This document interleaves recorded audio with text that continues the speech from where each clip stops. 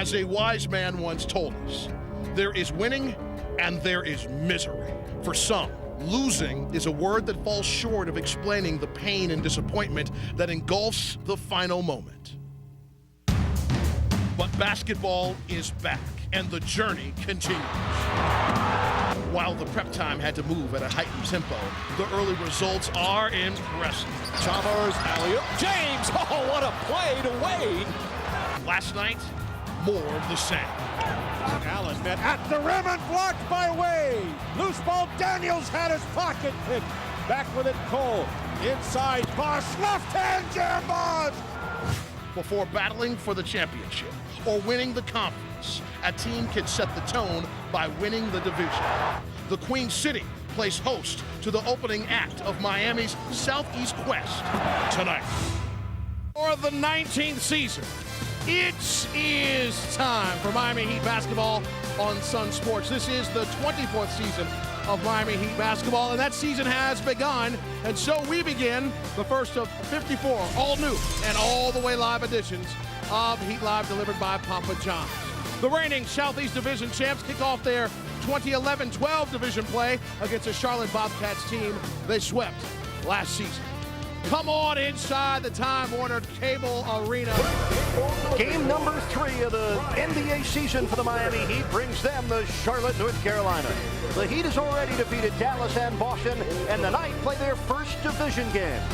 Superstars LeBron James and Dwayne Wade are off to sensational starts, both attacking the basket with force, quickness, and consistency. It's been a sight to behold.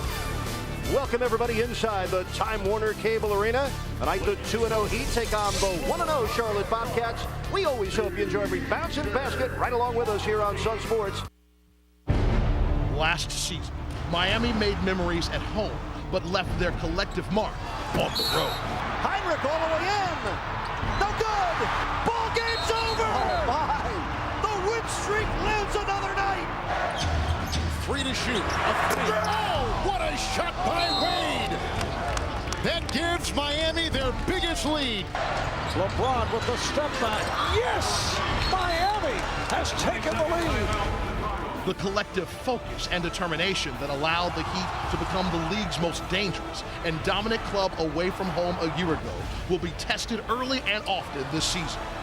With 8 of their first 12 contests coming on the road in this compact and condensed season, Miami will be asked to quickly recall the resolve that helped them push through monumental missions away from home one season ago. Bosch, the open jumper, puts it in. Chris Bosch, a clutch basket there. With 2 impressive wins already in hand against a pair of championship caliber contenders, Miami heads away once again, confident in their mission, collective in their mindset, and comfortable in the confines of the road.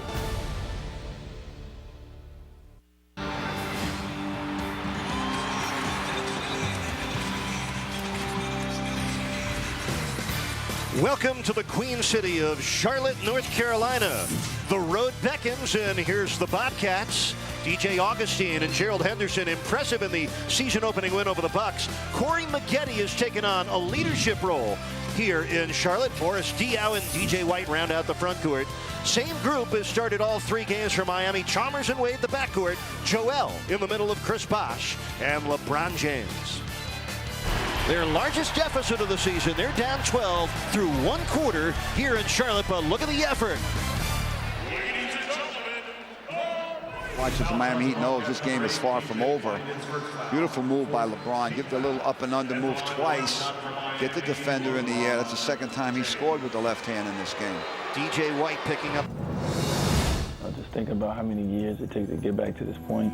You know, it took 5 years to even get back here. You know, it meant a lot. You know, it's what we set, you know, our sights on at the beginning of the season.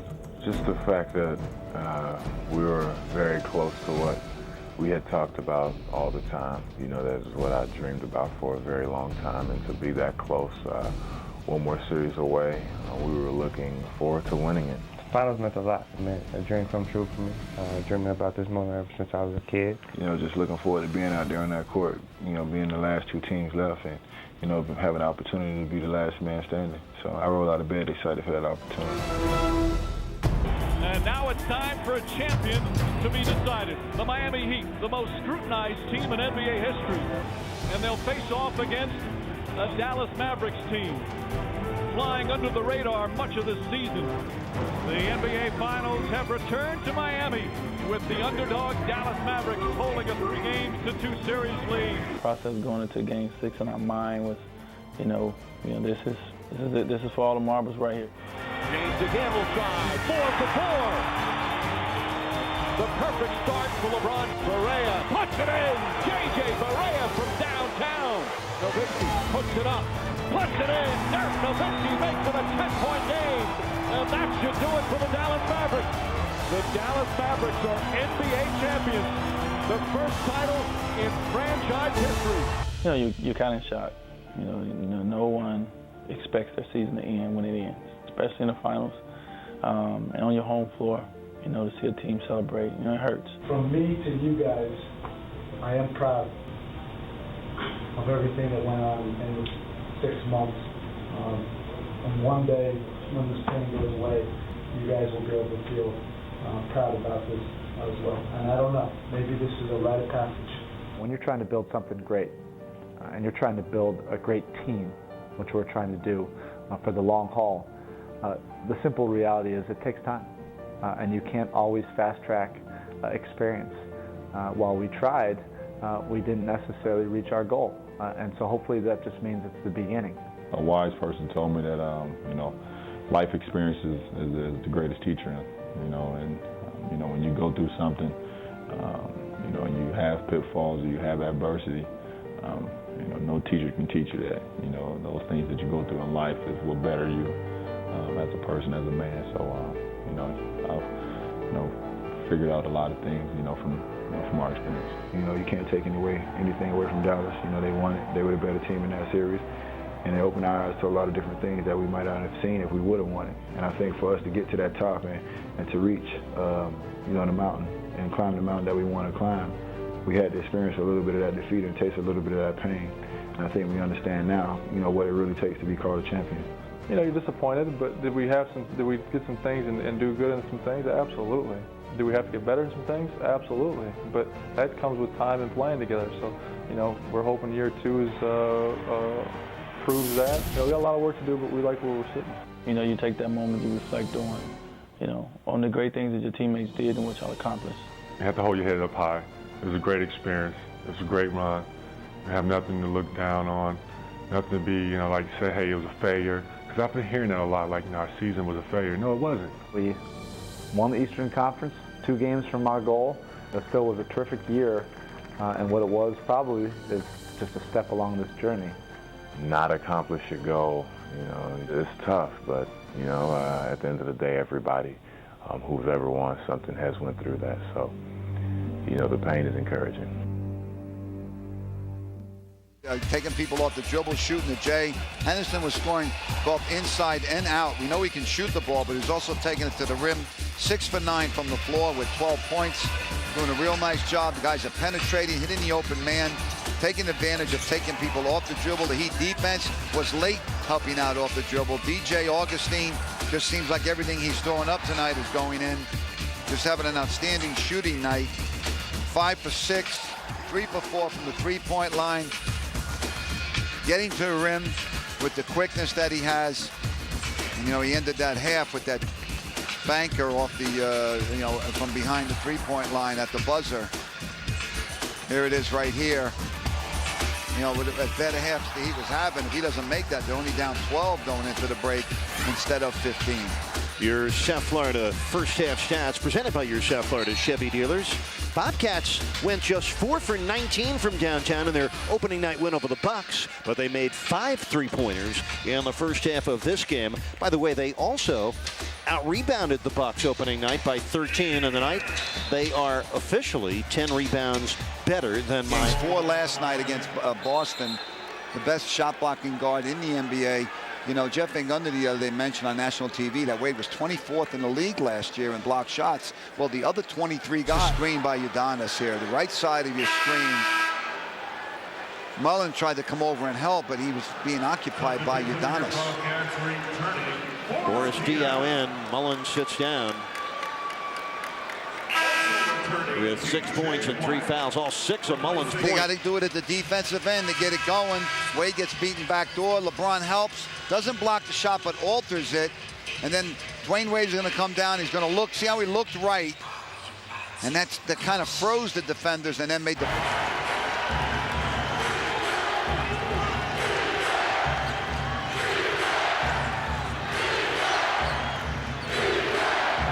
Bosh on his way. Oh, my!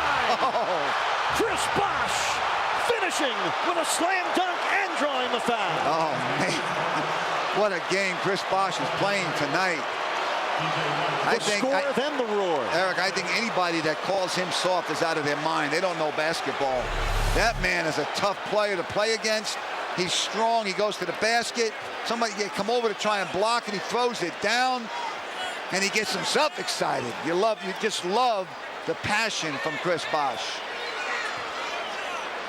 DJ White picking up the foul, and Bosh almost hyperextending his knee on the landing. He did. He could have gotten seriously hurt right here. Great to see he got up okay. Now, LeBron James and Chris Bosh have combined. Watch LeBron James now as he goes back door. Ball goes through the net, okay? And hits off the head of Gerald Henderson. That's a basket. So it wasn't a goaltend, it was a dunk that went through and hit the head of Henderson. Let's take a look at the last play by Charlotte. You can see as they swung the ball to the right side, Henderson was wide open.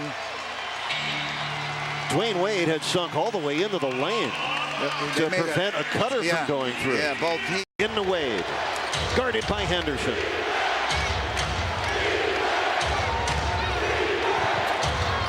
For the win. He made it with 2.9 left. And the Heat lead by 1. Well, instead of for the win, it is for the lead.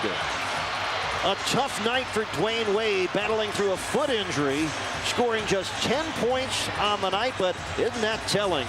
Game on the line, the Heat put the ball in D. Wade's hands. Well, you know how he rises to the occasion, Eric. You know, normally when you're behind like this, you don't want to hold the ball because you want to have a chance at a second opportunity if he misses. But what a nice kiss off the backboard. D. Wade battling that sore left foot, not starting the second half. He looks at Cam Newton and Cam loving it.